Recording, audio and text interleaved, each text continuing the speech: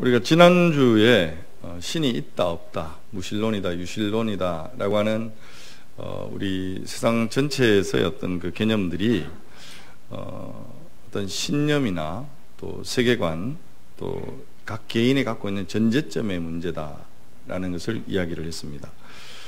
신이 있다라고 전제하고 있는 우리가 오늘 신이 있다고 전제하더라도 그 신이 소통하는 신이냐 소통할 수 없는 신이냐 둘로 나누어지는 그러한 경우를 보죠. 소통할 수 없는 신은 결국 인간이 스스로 그 궁극적 진리에 도달하기 위해서 고행이든 명상이든 온갖 노력을 통해서 그것을 찾아가야 되는데, 오늘 이 지구상에 그러한 노력들을 아주 하고 있는 아주 고상한 사람들이 분명 존재한다고 생각을 합니다. 아무리 우리가 치열하게 노력을 하고 이랬어도 그 궁극적 진리에 달한다는 것은 대단히 어려운 이야기입니다. 기독교의 가장 기본 진리는 이런 우리 인생의 연약함을 아는 그분이 먼저 우리에게 소통을 하시기 위해서 친히 인간의 몸을 입고 이 땅에 오셨다고 하는 것이 오늘 기독교의 가장 중요한 가르침이다. 그래서 하나님이 누구이신지 우리가 알아야 될 그 소통의 내용들을 말씀하시면서 특별히 그 모든 내용을 어디에 담아주셨어요? 이 텍스트 성경에다가 당신을 계시하셨다라는 이야기를 하셨습니다. 오늘 여러분과 함께 좀 나누고 싶은 이야기는 실존적인 어떤 문제라고 생각을 합니다. 성경에서 여러 가지 하나님에 대한 시각들을 이야기할 수 있죠. 하나님이 어떤 분이다. 우리가 철학자 입장에서는 그 진리의 어떤 궁극적인 대상으로서, 또 예술가는 나름 또 감성적인 어떤 그 예술적 측면에서, 또 농부는 어떤 면에서는 진실한 어떤 언어로 우리의 삶의 이야기 속에서 하나님을 이야기할 수 있다고 생각합니다. 그러나 오늘 우리의 가장 인간의 보편적 필요, 무신론이냐 유신론이냐, 뭐 그 소통하는 신이냐 아니냐, 뭐 이런 문제들을 생각하면서 하나님을 찾아가는 사람들이 있는가 하면, 아니 그보다 훨씬 더 많은 사람들이 이 보편적인 어떤 그 하나님이 우리의 실존, 우리의 삶의 문제 앞에서 어떤 답변을 주는 그러한 어떤 신을 찾아가고 있는 것이 아닐까요? 여러분 우리 옆 사람 한번 얼굴 한번 보십시오. 표정이 어떠세요? 행복해 보이십니까? 행복하세요? 한번 물어볼까요?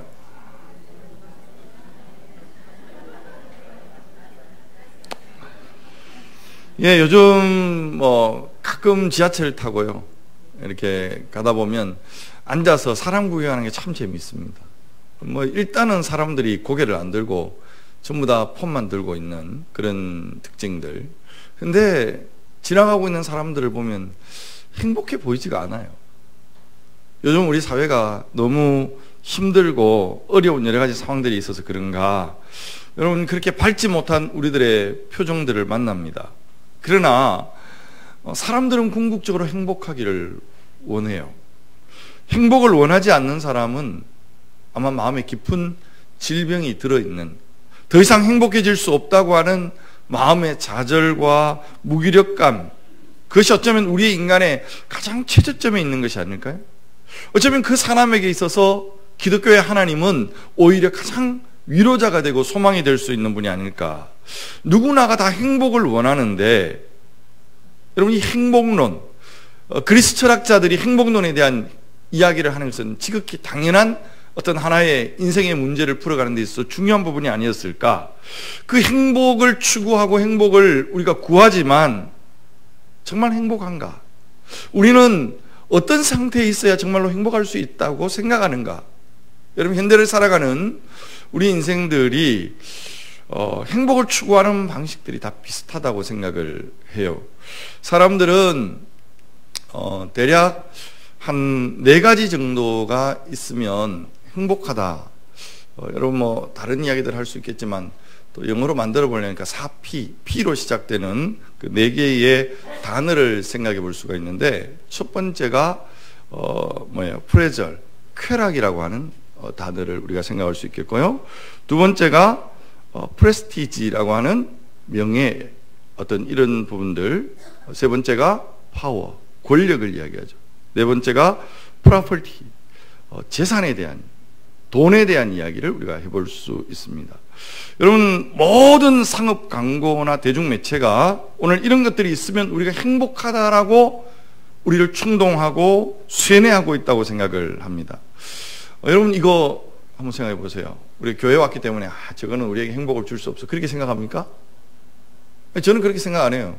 이런 것들이 있으면 분명 행복해요. 일정 부분, 여러분, 우리가 이런 것들이, 기독교에는 이런 것들을 전혀 무시하고 오직 하나님, 그렇지 않아요. 하나님은 우리가 즐거움을 누리기를 원하세요.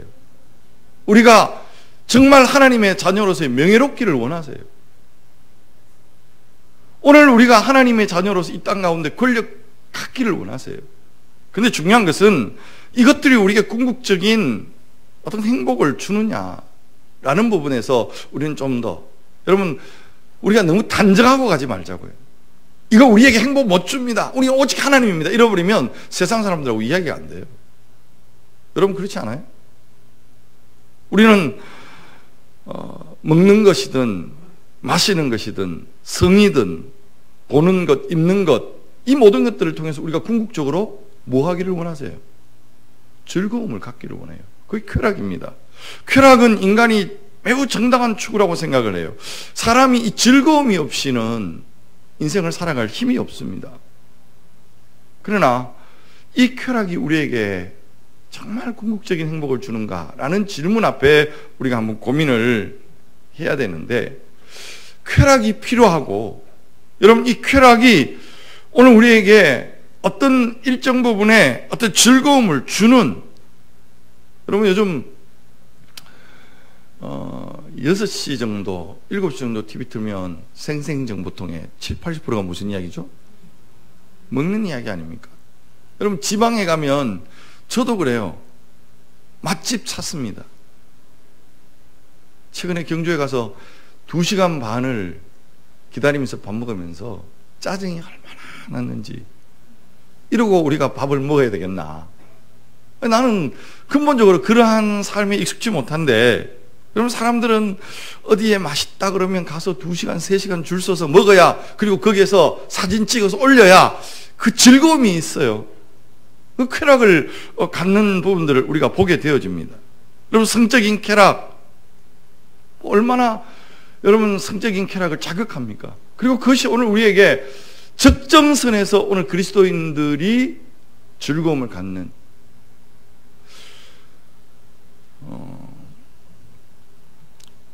이번 한 주간 교수가 내어준 숙제가 있었습니다. 하루에 8시간을 자라. 여러분 제 얼굴이 어떻습니까?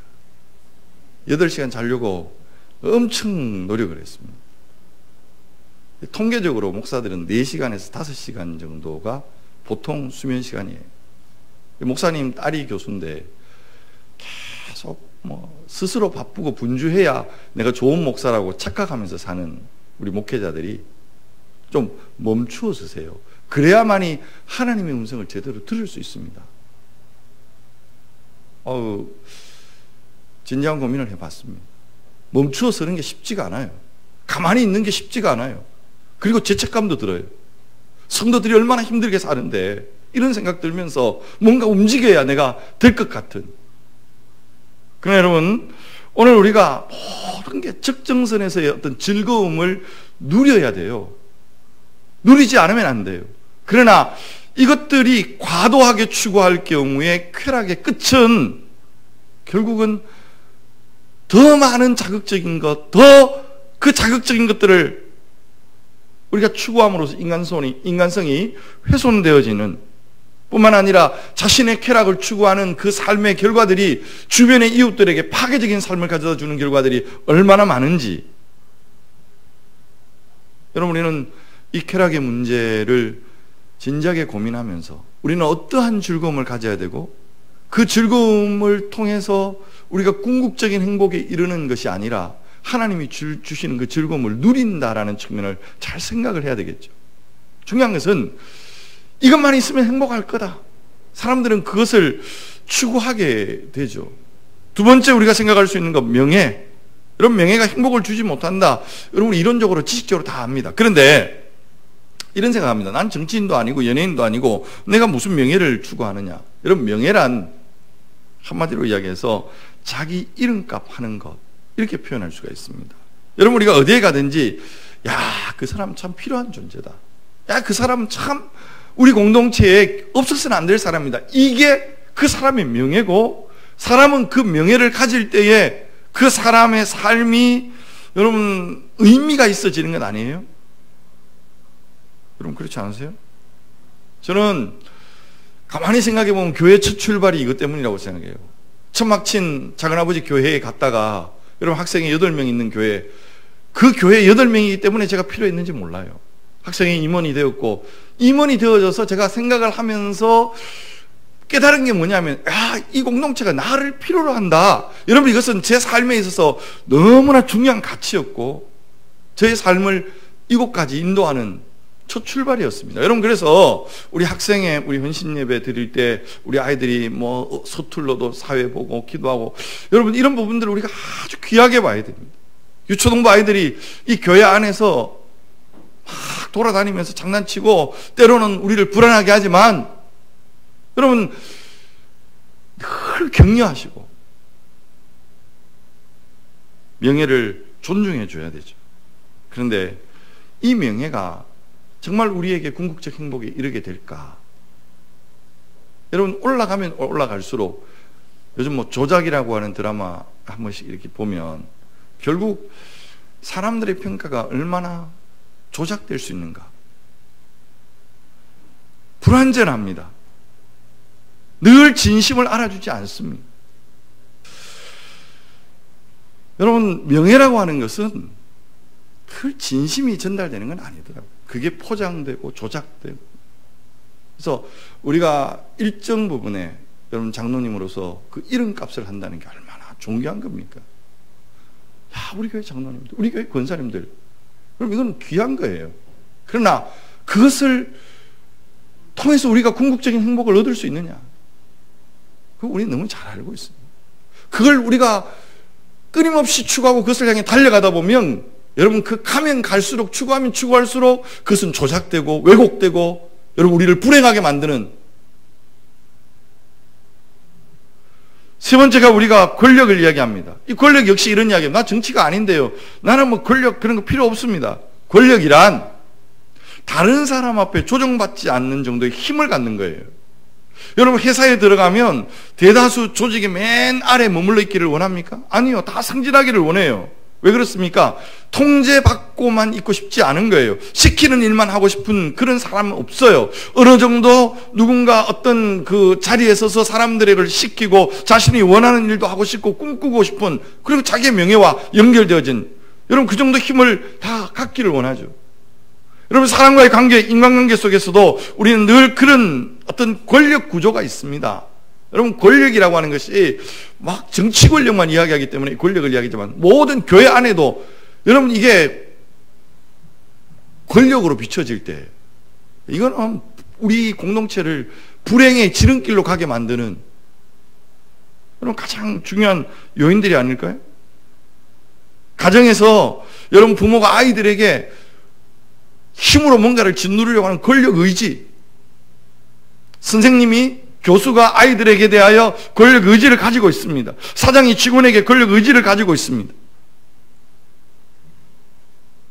그러한 것들이 여러분, 우리의 인간성을 얼마나 피폐하게 만들고 그걸 추구하지만 행복하지 못한. 마지막으로 우리가 살고 있는 자본주의 사회의 재산이라고 하는 것은 가장 매력적인 것이죠. 이런 이야기를 합니다. 재산이 있으면 위의 모든 세 가지를 다 가질 수 있다. 여러분, 이것이 오늘 사회의 오늘 우리를 향한 세상의 메시지입니다. 무서운 세상에 살고 있죠. 돈만 있으면 쾌락도, 돈만 있으면 명예도, 돈만 있으면 권력도 얻을 수 있다고 생각을 합니다. 여러분, 겉으로는 우리가 아니다라고 이야기하지만 세상에 이 네 가지가 있으면 행복해진다는 것을 끊임없이 우리가 세뇌당하고, 또 우리가 실제적인 경험이 우리 안에 부딪혀 있기 때문에 여러분, 우리가 끊임없이 이 생각 속에 매여 살 수밖에 없습니다. 아파트 평수 몇 평이냐? 어느 지역에 사느냐? 여러분, 무슨 차를 타고 다니느냐? 거기에 따라 우리의 품격이 결정된다는 생각을, 저는 휴가가 늘 텐트 치는 것을 꿈꿉니다. 우리 애들이 이제는 좀 싫어하지만 나는 그게 좋아요. 근데 품격 떨어진다고 그래요. 풀빌라 가야지. 돈 없어 못 가지만 거기 가야 내가 거기에 품격이 맞는 사람이 된다고 생각하는 거 아닙니까? 건강도 돈으로 사고 미모도 돈으로 해결하고 교육도 돈으로 되고. 그래서 초등학생 꿈이 뭐냐? 조물주 밑에 건물주 되는 게 초등학생 꿈이에요 지금. 여러분 이거 뭐 부인할 수 있습니까? 막 동네에 이렇게 돌면 여러분 뭘 느끼세요? 상인사거리부터 이까지 올라오면서 여러분 점포 계속 바뀌고 있습니다. 야, 진짜 건물주들 좋겠다. 이 생각 듭니다. 우리가 만날 때마다 부자 되세요. 이거는 우리의 아주 훈훈한 덕담이 되어 있는 세상 아닙니까? 돈이 사람을 편리하게 해주는 것은 부인할 수가 없습니다. 그러나 이것이 오늘 우리에게 모든 것을 살 수 있는, 그리고 그것이 오늘 우리에게 행복을 줄 수 있는 가치인가? 여러분 누구예요? 좀 깨끗하게 안 나왔나요? 품이 있는 그녀 김희선. 제가 오늘 이야기하려고 하는 여인은 그 뒤에 있는 김선아죠. 박복자. 한번 봤는데 너무 지금 그 영상을 못 찾았는데요. 여러분 이 드라마의 내용들이 보면 부유층 상류사회에 입성하기 위하여 몸부림치는 하류층, 우리 사회가 실제적으로 이런 게 있지 않습니까? 그래서 계획적으로 접근하고 실제적으로 모든 어떤 그 부를 소유한 박복자라고 하는 여인. 그런데 이 줄거리의 전체적인 흐름은 제가 몰라요. 다 못 봤기 때문에. 그러나 제가 한 어떤 회를 보면서 되게 생각을 많이 했던 게 뭐냐면, 박복자가 이 김희선한테 막 울면서 뭐라고 그래요? 나는 돈을 가져봤는데, 나는 지금 힘을 가졌는데 그거 가지고 품위는 안 생기는 거예요. 난 너처럼 되고 싶다. 그 열등감에 몸부림치는 여러분 이 여인의 아우성이 어쩌면 이 사회의 불행을 단적으로 보여주고 있는 것은 아닐까. 여러분 우리가 얼마나 비교하고 삽니까? 그리고 그 비교 속에서 열등감 속에 우리가 시달리는지. 돈이 여러분 모든 판단의 기준이 되어진 세상. 몇 해 전 미국에서 한국의 한 재벌 딸이 자살한 사건이 있었습니다. 그때 사람들이 보여준 태도는 그 죽은 사람을 향해서 뭔가 안타까워하는 마음을 가진 사람은 거의 없었습니다. 뭐가 부족한 게 있다고? 호강에 겨워서 그런 거 아니냐고. 그 사람이 정말 얼마나 힘들었을까, 그 사람이 얼마나 어려웠을까, 이런 생각 잘 안 갖는 거예요. 여러분 오늘 우리 자신을 살펴보십시오. 이 네 가지가 우리 안에 있으면 행복할 것이라는 생각이 뼛속 깊이 자리하고 있지 않습니까? 오늘 이 아침에 제가 이 말씀을 준비하면서 제 자신 안에 내 스스로가 오늘 이 네 가지의 어떤 이 속성들을 생각해 보면서 나도 부인할 수 없는 이 유혹들이, 여러분 오늘 예레미야서를 묵상하면서 하나님의 안타까운 마음을 압니까? 1장 2장에서 하나님이 계속 막 질문을 던지는 거예요. 내가 뭐 그렇게 잘못했는데, 이런 이야기 아닙니까? 내가 너희들한테 뭐 그렇게 못할 짓 했는데 나를 그렇게 신혼의 그 즐거움이 지금 내 마음속에 살아있는데 나를 등지고 가냐? 여러분 내 안에도 그런 마음들이 있는 거예요. 우리 정직해져야 합니다. 그러나 하나님의 말씀에 의거해서 마치 달걀로 바위를 치듯 정말 힘든 오늘 그러한 논리지만 오늘 그 모든 것들이 우리에게 약간의 도움을 줄 뿐입니다. 즐거움을 주고 재미를 주고 편리함을 얻을 수 있겠으나 그것이 오늘 우리의 인생에 근원적인 행복을 줄 수 없다. 분명히 우리는 선언할 수 있어요. 그러면 분명히 이것들이 우리에게 즐거움을 주고 재미를 주고 기쁨을 주고 편리함을 주는 것은 사실이지만 진정한 기쁨이 없다. 진정한 행복이 없다. 그러면 행복의 조건은 뭐냐? 여러분 여러 수필을 쓰는 사람들이 또 인생을 묵상하는 사람들이 이야기를 하지만 제가 생각할 때는 두 가지라고 생각해요. 한 가지는 무조건적인 사랑을 받을 때 행복해집니다. 여러분 연애하는 사람들 보셨습니까? 여러분 연애하면 사랑에 빠지면 특히 자매들이 사랑에 빠지면 이 숨길 수가 없어요. 왜? 피부가 달라져요. 이거는 제가 오랫동안 관찰해 본 결과입니다. 왜 그렇습니까? 자신을 무조건적으로 사랑해 준다고 하는 사랑해 주는 사람이 있다라고 하는 착각 속에 있는 것. 여러분 그 착각이 짧은 기간이지만 너무 아름답잖아요. 그 착각마저 없으면 그 인생이 추억이 없는 것 같아요. 근데 무조건적으로 나를 사랑해 주는 사람은 없다. 시간 지나면 시들시들해진다. 예.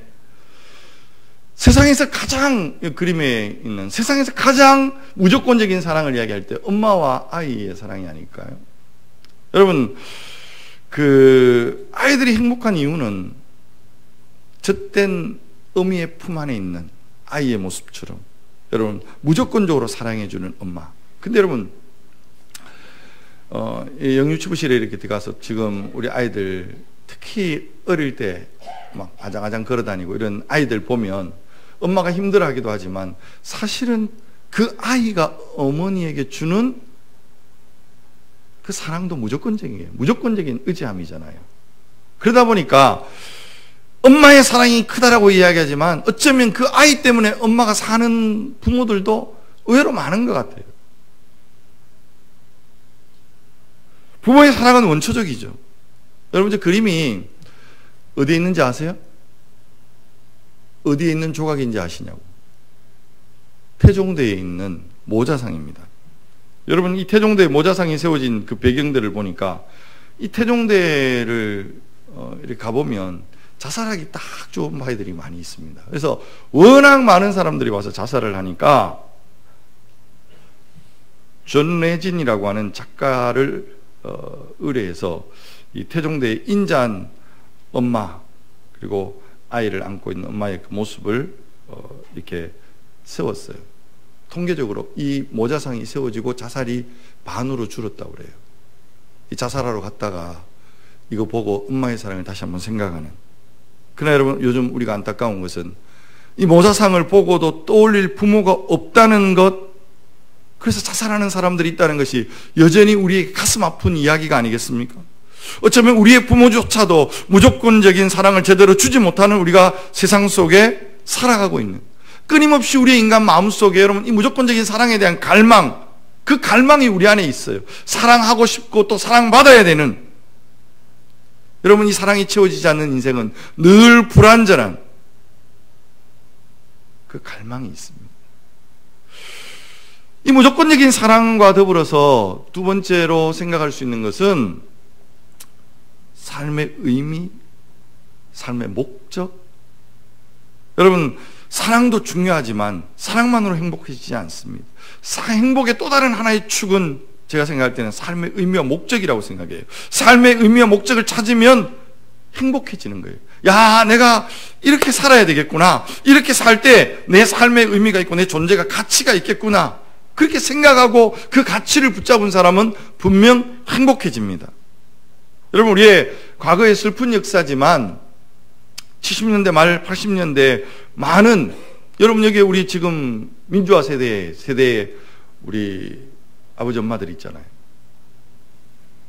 여러분 독재에 항거하면서 자기의 몸을 바쳤던, 여러분 대학생이 된다는 것은 어쩌면 이 나라, 어떤 이 사회의 민주화를 이루어야 된다는 거룩한 역사의식, 내가 내 자신을 드림으로 역사의 진보를 이룰 수 있다는 이런 그 목적의식이 그때의 민주화 세대에 있었습니다. 여러분, 지금 민주화된 이 사회 속에서 그들의 희생이 어떤 의미가 있느냐는 평가할 부분이 있지만, 분명한 것은 더 나은 사회가 되어지는 과정 속에 그들의 희생이 있었다는 것을 우리가 인정하고 넘어가야 되는 것입니다. 삶의 목적, 그 의미, 물론 이 삶의 의미와 목적이 잘못된 경우에 무서운 결과를 만들어내죠. 과격한 종교 집단, 또 국가주의, 이슬람 극단주의에 빠져서 자기 생명을 버림으로 다른 사람을 해침으로써 구원받는다는 그 대의를 이룬다고 하는, 여러분, 그러한 생각들은 얼마나 세상을 무섭게 만드는지.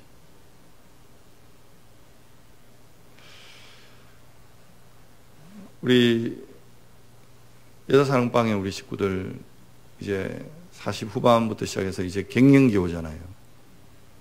지금도 옆 시간에 더워서 막 훅 올라왔다 훅 가라앉았다 막 하시는 분들 옆에 있으면 어떤 목사님이, 사모님이 갱년기가 와서 어쩔 줄 모르겠다. 내가 답을 줬어요. 도망가라. 같이 있으면 죽는다. 이거는 그냥 극단적으로 이야기했고, 자기가 할 수 있는 어떤 삶의 의미와 목적, 갱년기의 가장 중요한 과제는 뭐냐면요, 삶의 목적과 의미라고 생각해요. 여러분, 남자도 갱년기 있잖아요. 여러분, 제가 20대에 부름받아서 목회했어요. 근데 나는 왜 목회해야 되는가의 질문을 갱년기 때 진지하게 던졌거든요. 그리고 거기에 답이 있을 때 여러분, 목회는 달라지는 거예요. 여러분 인생의 과제 속에서 내 몸이 이렇다, 내 지금 컨디션이 이렇다가 아니라, 여러분 오늘 내가 왜 살아야 하는가에 대한 삶의 의미와 목적에 대해서 깊은 묵상이 여러분 그 시기에 주어지는 것이고, 그 묵상 속에서 여러분 바른 가치관, 바른 어떤 목적을 찾아가도록 옆에서 도와주는 것은 얼마나 중요한 부분인지 몰라요. 그래서 우리 남편들이 잘 배려하셔야 되고, 특별히 이러한 생각과 이러한 목적을 찾아가도록 좋은 책도 있고, 여러분 좋은 영화도 있고, 여러분 우리가 만들어줘야 돼요.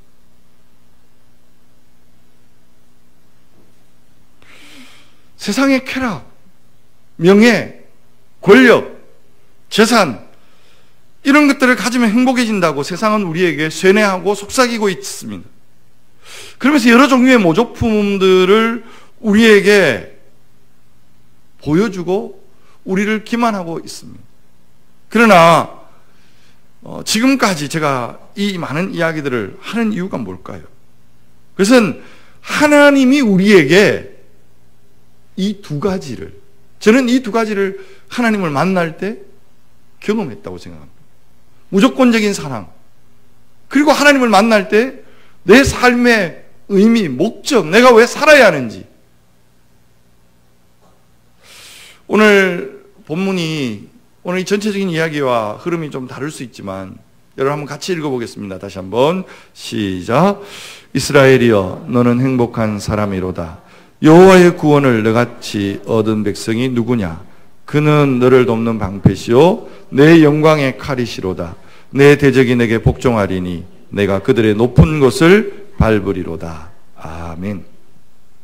하나님이 이스라엘 백성들에게 결론적인 이야기예요. 12지파를 향해서 복을 선언했던 모세가 오늘 마지막 이스라엘 백성들을 향해서, 이스라엘이여 너는 행복한 사람이로다. 누가 행복한 사람입니까? 복 있는 사람은 여호와의 율법을 주야로 묵상하며 시냇가에 심은 나무처럼 그분에게 뿌리를 내릴 때 그분이 오늘도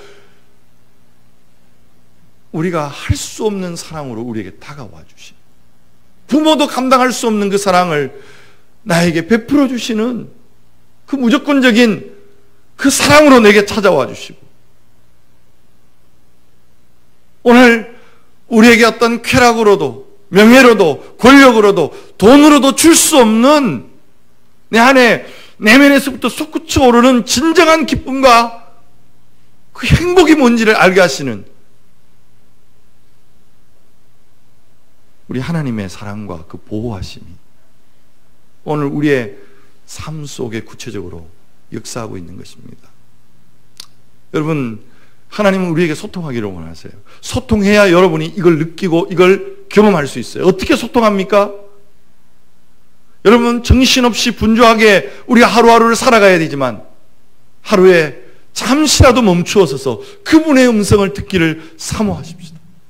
그리고 하나님의 기도의 그 자리, 하나님의 보좌를 울리는 그 기도의 자리에 저와 여러분이 서셔야 합니다. 기도 외에는 이런 유가 나갈 수 없어요.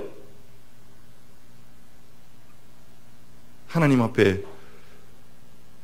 여러분 기도할 때 하늘의 문을 여시고 우리를 찾아와 만나주시는 하나님의 사랑, 그 은혜가 성령의 그 은혜로 생생하게 내 삶의 실존이 되어질 때 세상이 줄 수 없고 세상이 알 수 없는 이 진정한 행복을 우리가 누리지 않겠습니까? 세상의 많은 사람들이 여전히 이 행복을 알지 못하고 누리지 못하고 모조품의 행복에 여전히 분주합니다. 우리가 동일한 모조품 행복을 쫓는다면 그들은 우리에게 절대로 감동하지 않아요. 우리가 깊이 고민해야 될 이유는 그 모조품 행복이 행복을 줄 수 없다는 것을 바로 알고 우리의 생명의 근원이 되신 우리 하나님, 그분이 나에게 진정한 행복을 줄 수 있는 분이라는 그 사실을 온전히 우리의 삶의 모습 속에서 드러내야 될 그 부르심이 우리에게 있는 것입니다. 이 한 주간 저와 여러분의 말 한마디 속에, 표정 속에, 삶의 모습 속에 이 하나님과 동행하는, 이 하나님으로 인해 기뻐하는, 행복해하는 그 복이 흘러가는 축복이 있기를 주의 이름으로 축복하고 축원합니다. 하나님 아버지, 세상은 우리에게 끊임없는 즐거움을, 쾌락을 쫓도록 요구하고 있습니다. 더 많은 명예를 얻기를 원하고 더 많은 권력을 얻기를 원하고 무엇보다도 돈이 있으면 이 모든 것을 얻을 수 있다고 유혹하고 세뇌하고 도전하고 있습니다. 아니다 아니다라고 말하지만 우리 스스로가 세상의 가치와 세속의 도전 앞에 또 우리의 삶에 부딪혀오는 그 경험 앞에 우리 자신도 모르게 삶으로 인정해버리고 하나님은 내게 멀리 있는 분, 하나님의 존재는 다급할 때 다가가서 소리치는 분으로 이해할 때가 얼마나 많은지 우리를 불쌍히 여겨주시기를 원합니다. 한없이 무조건적으로 다가오셔서 소통하기를 바라시는 우리 하나님이 오늘도 우리의 마음의 문 밖에 서서 문을 두드리고 있다는 사실을 인식하게 하시고 오늘도 내 마음에 모셔드릴 때 내 삶의 의미가, 내 삶의 목적이 새로워지는 은혜를 누릴 수 있도록 도와주시며 오늘도 이 은혜, 이 귀한 사랑 속에 진정한 행복자가 되어져서 오늘도 세상 속에 그 소망에 관한 이유를 물어오는 많은 사람들에게 그 사랑 흘려보내는 우리 모든 귀한 성도들 되게 하여 주시옵소서. 이 한 주간 멈추어서 하나님을 묵상하며 하나님과 함께하는 이 한 주간이 되어질 수 있도록 복을 베풀어 주시옵소서. 예수님의 이름으로 간절히 기도하옵나이다. 아멘.